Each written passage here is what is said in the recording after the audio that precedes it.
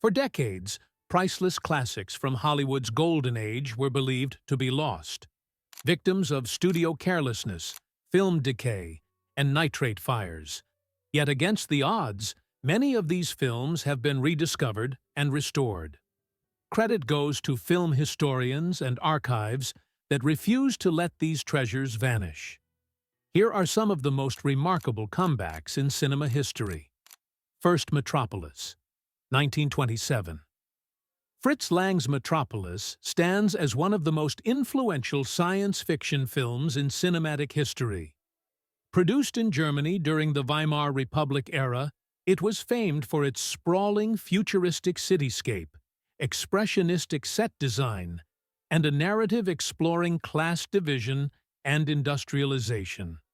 Starring Brigitte Helm, Gustav Fröhlich, and Alfred Abel, the movie centered on the tensions between the wealthy elite living in glittering skyscrapers and the working class toiling underground to keep the city running.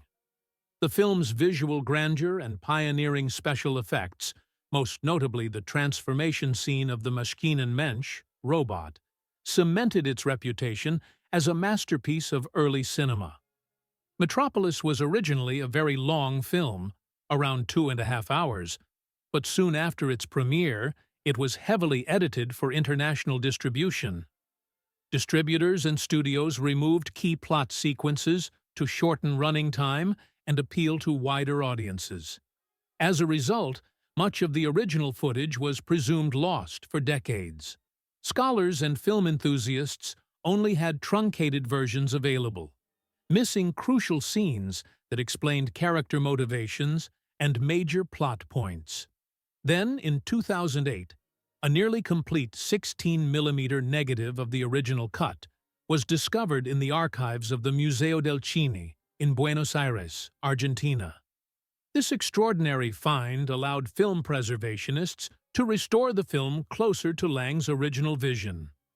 The newly discovered segments were of lower image quality, but they filled many narrative gaps. Today, Metropolis is celebrated not only as a cornerstone of science fiction, but also as a remarkable example of how lost cinematic treasures can still resurface against all odds. Drugi Sherlock Holmes, 1916. The 1916 silent film Sherlock Holmes holds a special place in the history of Arthur Conan Doyle adaptations, primarily because it stars William Gillette, the American actor who defined Holmes's stage persona. Gillette was already world-renowned for portraying the iconic detective on stage, famously adding elements like the curved pipe and deerstalker cap that became emblematic of Holmes. Directed by Arthur Berthollet, this film transported Gillette's legendary stage performance to the screen, blending elements from several Holmes stories to create an original narrative featuring Dr. Watson and arch-villain Professor Moriarty. For decades, Sherlock Holmes was assumed to be lost. Films from that era often succumbed to nitrate decay or were discarded by studios that did not foresee their future value. Given that Gillette's stage portrayal was so influential, the loss of the only cinematic record of his performance was especially lamented by Holmes aficionados. Enthusiasts pieced together its existence through press clippings and production stills, but no known print was available. That changed in 2014, when a complete negative of Sherlock Holmes was unearthed in the vaults of the Cinémathèque Française. The exciting find allowed film preservationists to restore the movie and provide modern audiences with a chance to see Gillette in action. Despite the lack of sound, viewers can observe his subtle mannerisms and understated wit, hallmarks of his stage presence. The film's rediscovery offers a rare bridge between the 19th century stage and early 20th century cinema, an artifact that enriches our appreciation of both Sherlock Holmes and silent film history. 3. Wings, 1927. Directed by William A. Wellman, Wings is celebrated as the first film to win the Academy Award for Best Picture, called Outstanding Picture, at the inaugural ceremony. Starring Clara Bow, Charles Buddy Rogers, and Richard Arlen, with a memorable cameo by a young Gary Cooper, this World War I aviation epic captured the hearts of audiences through its thrilling airborne combat sequences and heartfelt romantic drama. It follows two rival pilots and the woman they both love, weaving together themes of friendship, sacrifice, and the brutal reality of war. The film showcased groundbreaking aerial cinematography, pushing the boundaries of what was technically possible at the time. Real planes, actual dogfights, and elaborate stunt work contributed to a sense of awe rarely seen in earlier silent films. However, like many silent films, Wings was largely circulated in shortened or re-edited versions once sound films gained prominence. Some color tinting and other visual flourishes from the original were thought to be lost as the studio system moved on. Fortunately, Paramount preserved Wings better than many of its contemporaries, but parts of the original nitrate prints deteriorated over time. Fans could view it in incomplete or low-quality versions for decades, but not until the early 2000s did a major restoration project, undertaken by Paramount and Film Archives, bring back its vibrant tints and crisp detail. The result allowed modern audiences to experience the film much as 1927 viewers did, complete with a newly recorded orchestral score. The restored Wings not only reaffirms its place in cinematic history, but also underscores the grandeur and innovation of silent-era film production. 4. Their First Misunderstanding, 1911. Their First Misunderstanding is a historically significant short film for one primary reason. It featured Mary Pickford, and marked the first time she was credited by name on screen. At merely 18 years old, Pickford was emerging as one of the most prominent actresses in early Hollywood. Directed by Thomas H. Ince and co-starring Owen Moore, Pickford's then-husband, this domestic comedy runs only about 10 minutes. It revolves around a young married couple's trivial quarrel, which escalates into a comedic misunderstanding. A simple but relatable scenario for audiences of the era. For decades, this short film was considered lost, with Mary Pickford's earliest known surviving work believed to date from later in 1911. Nitrate decay, negligence, and the ephemeral nature of early short subjects all contributed to its apparent disappearance. Early silent shorts were rarely preserved. They were transient products meant to fill theater programs. Studios saw little reason to spend resources on long-term archival. In 2006, an unexpected discovery in a New Hampshire barn changed the film's fate. A collector stumbled upon a canister labeled as a 16mm print of Their First Misunderstanding, and upon closer inspection, it proved to be the real deal. Preservationists quickly moved to restore it, stabilizing the fragile print and transferring it to safer film stock. This rediscovery is particularly valuable because it documents Mary Pickford's evolution into one of the silent era's biggest stars. Although only a short piece of entertainment, Their First Misunderstanding highlights how easily film history can slip through the cracks, and how thrilling it is when such lost treasures resurface. 5. Different from the Others, 1919. A groundbreaking and courageous film for its time, Different from the Others tackled the taboo subject of homosexuality head-on. Directed by Richard Oswald and co-written by famed sexologist Magnus Hirschfeld, it starred Conrad Veidt, best known for later roles in The Cabinet of Dr. Caligari and Casablanca, as a concert violinist who falls in love with one of his male students. The film depicts societal prejudice, blackmail, and the emotional turmoil experienced by its protagonists.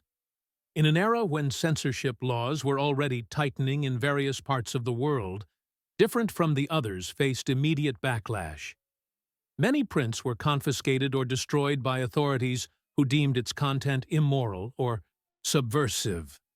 As a result, the film quickly became inaccessible, and for decades it was considered either lost or fragmented. Its partial rediscovery came about through scattered footage preserved in Hirschfeld's Institute for Sexual Science in Berlin, and later archived pieces uncovered in various European collections. Although some segments are still missing, film historians and LGBTQ+ scholars have painstakingly pieced together what remains. This has allowed modern audiences to get a sense of just how progressive and rare the film's message was. The cinematic value of Different from the Others lies not only in its historical context as one of the first gay-themed films, but also in its empathetic treatment of an often marginalized subject. Despite incomplete footage, the restoration efforts highlight the film's boldness, offering a poignant reminder of how far ahead of its time it truly was, and why it faced such fierce suppression. 6. Tarzan and the Golden Lion, 1927. Tarzan and the Golden Lion hold a distinctive spot in the lineage of Edgar Rice Burroughs' adaptations. This silent-era adventure, produced by Film Booking Offices of America, starred James Pearce in the title role, an interesting twist, as Pearce later became the voice of Tarzan on radio. The film also featured Boris Karloff in a minor villainous part long before his fame in Frankenstein. During the 1920s, Tarzan films were already popular, capitalizing on audiences' fascination with jungle escapades and exotic locales. Tarzan and the Golden Lion centers on Tarzan's quest to protect his jungle home from treasure hunters seeking a hidden city's gold. Burroughs' storyline involves high adventure, a regal lion companion, and themes of loyalty and heroism. However, like many silent films, this movie's distribution was spotty. Prints circulated erratically, and studios did not prioritize its preservation once sound technology took over. Over the years, Tarzan and the Golden Lion fell into obscurity. Many presumed it lost until the 1990s, when a print was discovered in France. Preservationists worked diligently to restore it, providing a rare look at a pre-sound Tarzan adaptation. The cinematic value lies in its depiction of an iconic literary figure during Hollywood's formative years. Although the film's budget was modest, the action sequences, jungle sets, and James Pearce's physical portrayal remain entertaining from a historical perspective. Today, the film occupies a special niche among collectors and fans of early adventure cinema, reminding us of how these well-known franchises evolved across silent and sound eras alike. 7. The Life and Death of King Richard III, 1912. Regarded as the earliest known American feature-length film based on a Shakespearean play, The Life and Death of King Richard III was a remarkable achievement in early cinema. Produced by the Film Guild and directed by James Keane, it featured stage actor Frederick Ward in the title role, delivering a theatrical yet pioneering screen performance. At a time when most films ran only a few minutes, this adaptation stretched to approximately 55 minutes, showcasing a more ambitious narrative scope. For decades, The Life and Death of King Richard III was presumed lost, with only a few production stills and written accounts providing clues to its existence. Early Shakespeare adaptations were often overshadowed by later, more famous versions. Many silent film reels also fell victim to nitrate decomposition or were discarded during studio house cleanings, as the industry rapidly expanded and shifted focus to new productions. In 1996, a complete print of this historic film was rediscovered in an American archive, sparking excitement among Shakespeare scholars and silent film enthusiasts alike. Restoration efforts included careful cleaning, repairing damaged frames, and transferring the print to more stable film stock. Today, the film is considered a critical piece of cinematic and theatrical history. It demonstrates how American filmmakers were already experimenting with feature-length productions and literary adaptations long before Hollywood's golden era. While the performances and production values may seem dated by contemporary standards, the rediscovery affirms an important milestone: Shakespeare's timeless influence extending its reach into the nascent art form of film, preserving a fusion of theatrical tradition and early cinematic ambition. 8th, Bardelys the Magnificent, 1926. Starring the charismatic John Gilbert, Bardelys the Magnificent is a swashbuckling romance directed by King Vidor. Produced by Metro-Goldwyn-Mayer, it was adapted from the novel by Raphael Sabatini, known for penning other adventure classics like Scaramouche and Captain Blood.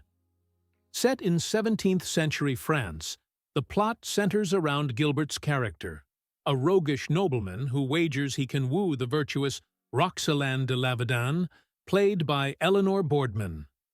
Sword fights, mistaken identities, and grand court intrigues ensue. The film's lavish production design, period costumes, and thrilling action scenes exemplified MGM's top-tier silent filmmaking. John Gilbert's star power radiates throughout, hinting at the romantic leads he would play in future classics. However, after the silent era ended, Bardelys the Magnificent fell into obscurity. Studio executives focused on producing talkies did not maintain the film's master negatives, and widespread distribution prints were either worn out or discarded. By the mid-20th century, Bardelys the Magnificent was considered lost. For years, film historians only had a few still photographs and promotional materials as evidence of its existence. Remarkably, a nearly complete print was discovered in France in 2006 within the archives of a private collection. Missing segments were restored using additional recovered fragments, and the film was reintroduced to modern audiences after nearly 8 decades. The rediscovery is invaluable for both scholars of silent cinema and fans of classic swashbucklers. It captures a key moment in King Vidor's directing career and preserves another shining example of John Gilbert's magnetic silent-era screen presence, reminding us how easily such cultural artifacts can vanish and then reappear like buried treasure. 9. The Passion of Joan of Arc, 1928. Carl Theodor Dreyer's The Passion of Joan of Arc is widely regarded as a cinematic masterpiece, renowned for its intense close-ups and the riveting performance of Renée Jean Falconetti as Joan. Centering on the trial and execution of the French heroine, the film's stark sets and minimalist style amplify the emotional depth of Joan's suffering. Dreyer's innovative use of composition, camera angles, and expressive acting techniques elevated the silent medium to new artistic heights. Shortly after its initial release, the film's original negative was destroyed in a fire, and Dreyer attempted to reconstruct it from alternate takes. However, that version was also believed lost in another fire, leading to decades of incomplete or low-quality prints. Cinemas showed various truncated or censored versions, diluting the film's visual and narrative power. Historians despaired of ever seeing Dreyer's original vision. A stroke of luck occurred in 1981 when a nearly complete print of Dreyer's original cut was discovered in a Norwegian mental hospital. Miraculously preserved, it allowed for a careful restoration of the film's haunting images. Modern audiences could finally witness the mesmerizing interplay between Falconetti's anguished expressions and Dreyer's close-ups, which remain legendary for their raw, emotional force. This rediscovery cemented The Passion of Joan of Arc as a pinnacle of silent cinema, influencing countless filmmakers and film scholars. Its legacy continues to remind us of the medium's potential for profound storytelling, even when bereft of dialogue, and how fragile that legacy can be when film elements are not safeguarded from the ravages of time. 10th, A Page of Madness, 1926. One of the most celebrated avant-garde works in Japanese silent cinema, Teinosuke Kinugasa's A Page of Madness represents a daring venture into psychological horror and experimental storytelling. The film is set in a mental asylum, where a janitor, haunted by guilt over his wife's institutionalization, experiences distorted visions and eerie encounters. Eschewing conventional narrative structure, Kinugasa uses rapid editing, superimpositions, and disorienting camera angles to mirror the characters' fractured mental states. Upon its initial release, A Page of Madness received mixed reactions. Some critics hailed its innovative techniques, while others found it too abstract. As time passed, the film vanished from circulation. Kinugasa himself believed that no prints remained. Nitrate deterioration, a common scourge for films of that era, threatened to erase this experimental gem. In 1971, however, Kinugasa rediscovered a print in his own storage, tucked away for decades. Realizing its importance, he turned it over to preservationists who undertook its restoration. While the film's unconventional structure still challenges viewers, A Page of Madness has since garnered acclaim among film historians and fans of surreal, expressionistic cinema. The movie's cinematic value lies in its pioneering approach to visual narrative. It predated many Western experiments in surrealism and stands as a testament to the global scope of early film innovation.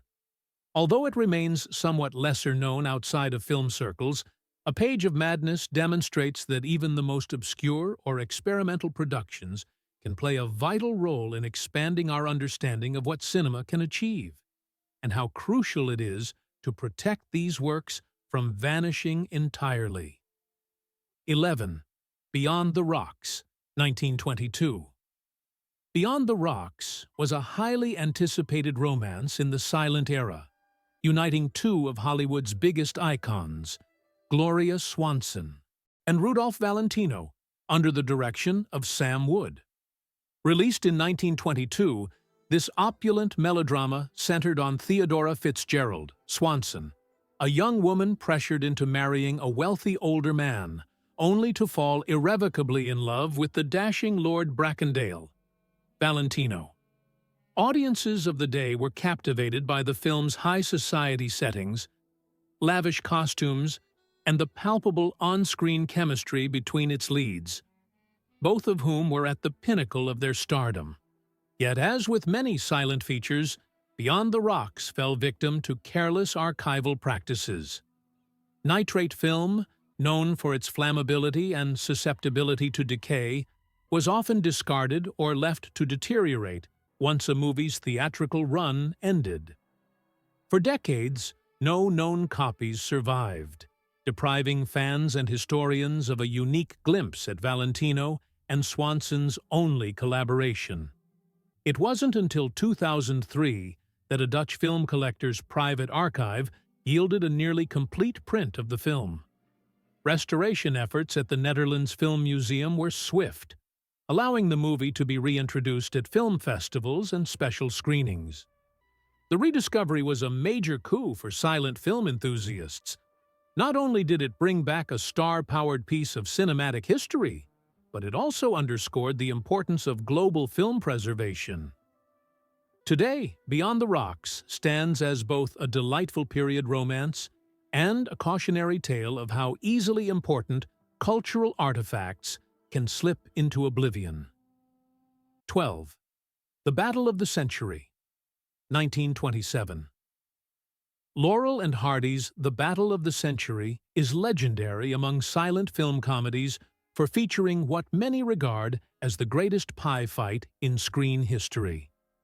Filmed in 1927 and directed by Clyde Bruckman under Hal Roach's production, the short begins with Oliver Hardy managing Stan Laurel's ill-fated boxing career. After a series of comedic mishaps, the narrative escalates into a massive street-wide pie-throwing melee involving hundreds of pastries, and quickly devolves into delightful chaos. Though well received at the time, the Battle of the Century was considered lost in large part due to the fragility of nitrate stock and lax preservation efforts. The film's second reel, showcasing most of the pie fight, vanished.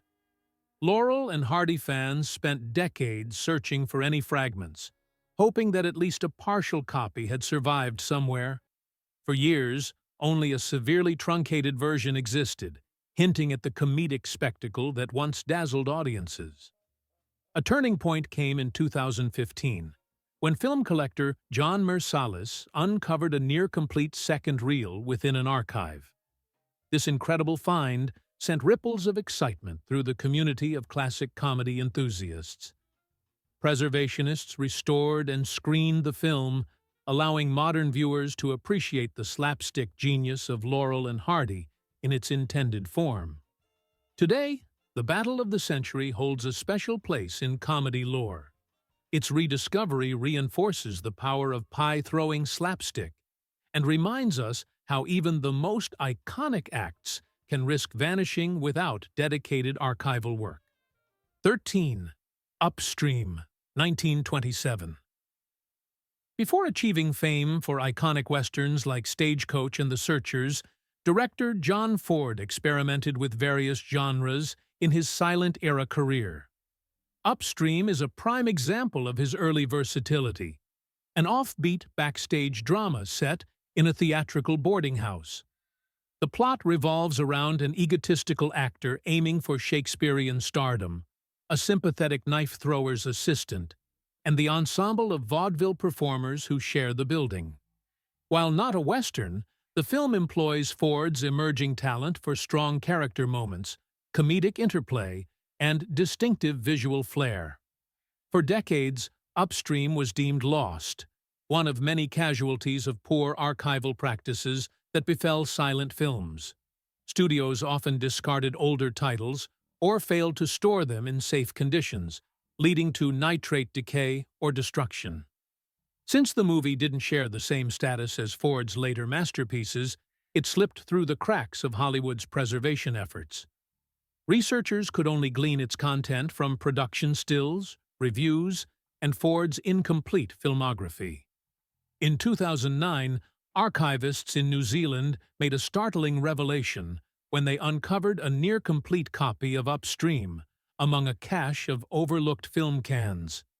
The print was found in surprisingly good shape, allowing for a high-quality restoration. When Upstream finally screened again, film enthusiasts witnessed Ford's unexpected comedic timing, playful camera work, and capacity for nuanced storytelling, even at this early stage of his career. The film's rediscovery underscores that behind many legendary directors lie hidden gems, awaiting the chance to illuminate their artistic evolution. 14. Too Much Johnson, 1938. Renowned for Citizen Kane, Orson Welles actually dipped his toes into filmmaking years earlier with Too Much Johnson, a silent comic experiment created to accompany a stage product of William Gillette's farce. Starring Mercury Theatre regulars like Joseph Cotten, the film was intended to be shown in segments before each act, providing playful backstory with Keystone Cops-style chases and slapstick gags. Yet, due to logistical issues, no theater was adequately equipped for simultaneous film projections. The cinematic sequences were never used as intended, and the stage play promptly closed. Over time, Welles believed the footage had been destroyed in a 1970s fire at his Madrid villa, along with other cherished works. This presumed loss turned Too Much Johnson into a tantalizing piece of film lore, representing Welles's early directorial instincts and comedic impulses preceding the grandeur of his Hollywood debut. However, in 2013, an Italian warehouse yielded a complete 35mm print of the film, sending shockwaves through the film preservation community. Upon restoration, viewers got a rare glimpse into Welles's youthful creative mind. The movie's frenzied action and innovative camera angles foreshadow the brilliance he would exhibit in Citizen Kane.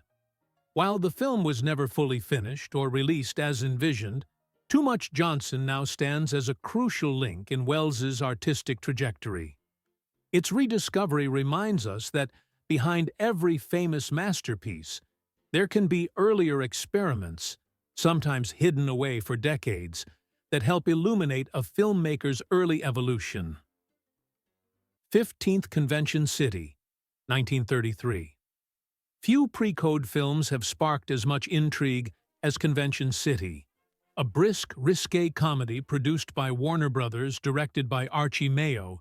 It starred a cavalcade of talent, including Joan Blondell, Adolphe Menjou, Dick Powell, and Mary Astor. Set during a salesman's convention in Atlantic City, the plot brims with flirtations, partying, and assorted hijinks that skirted the era's moral boundaries. Contemporary reviewers praised its zippy dialogue and bawdy humor, reflecting the anything-goes spirit of the pre-code years. Yet Convention City remains infamous because Warner Brothers allegedly destroyed every known print. When the Motion Picture Production Code, also known as the Hays Code, began strict enforcement in 1934, studios were forced to either censor or pull content that was deemed too scandalous. Convention City reputedly proved impossible to sanitize under the new moral guidelines. Rather than risk trouble with censorship boards, Warner Brothers purportedly chose to eliminate the film entirely. Decades of rumors, unconfirmed sightings, and fruitless searches by historians have only added to the film's legend.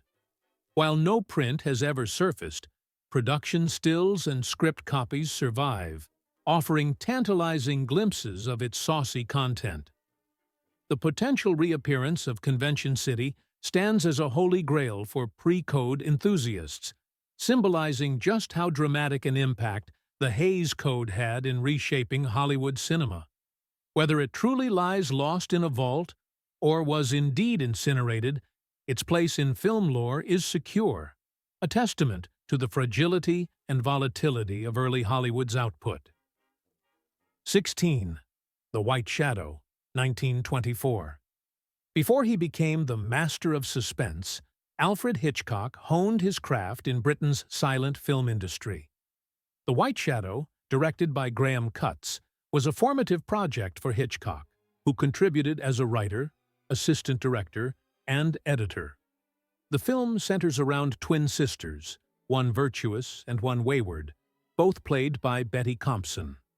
Themes of duality, mistaken identity, and moral ambiguity hint at motifs Hitchcock would later perfect in his mature works. Like many silent productions of its era, The White Shadow suffered from being filmed on nitrate stock that was extremely flammable and prone to deterioration. Studios often discarded their older reels once theatrical runs ended. For decades, only faint references to the film existed, with no known prints surviving. It was officially considered lost, leaving Hitchcock scholars lamenting the absence of an early clue to his creative evolution. That changed dramatically in 2011, when the New Zealand Film Archive uncovered 3 reels of a film labeled White Shadow. After analysis, archivists confirmed it was indeed Hitchcock's lost work. Though incomplete, these 30 minutes offer a compelling view into Hitchcock's early influences, including expressionistic lighting and careful editing to build tension. Critics and fans now regard it as an indispensable artifact, illustrating how even in his nascent stage, Hitchcock was experimenting with suspenseful techniques and psychological complexity. This partial rediscovery not only enriches Hitchcock's biography, but also exemplifies the importance of worldwide preservation efforts for early films. 17. The Matinee Idol, 1928. Before directing classics like It Happened One Night and Mr. Smith Goes to Washington, Frank Capra cut his teeth in silent-era Hollywood. The Matinee Idol exemplifies his early penchant for blending romance with gentle humor. Starring Bessie Love and Johnny Walker, the film follows a famous Broadway actor who goes incognito to join a small-town theater troupe run by an idealistic young woman.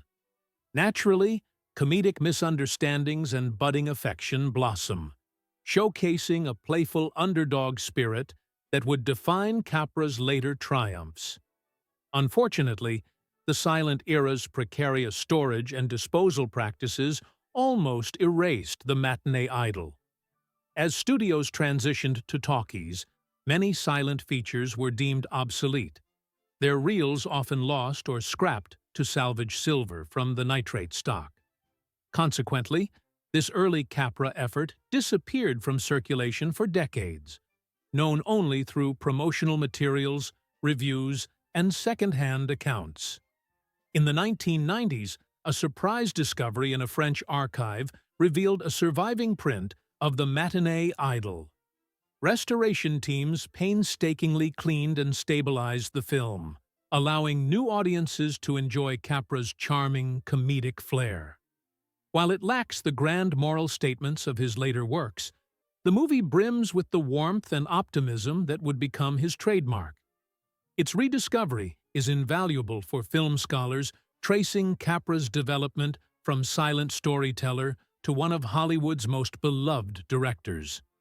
It also underscores how serendipitous findings in distant archives continue to rescue foundational pieces of cinema history from obscurity. 18. The Way of All Flesh, 1927.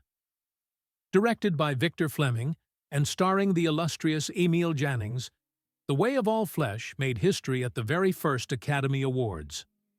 Although the Oscars then recognized an actor's body of work rather than a single film, Jannings's powerful portrayal of a devoted family man whose life falls apart was crucial to his Best Actor win. The film traced his character's downfall after a robbery and brutal assault lead him to abandon his identity out of shame.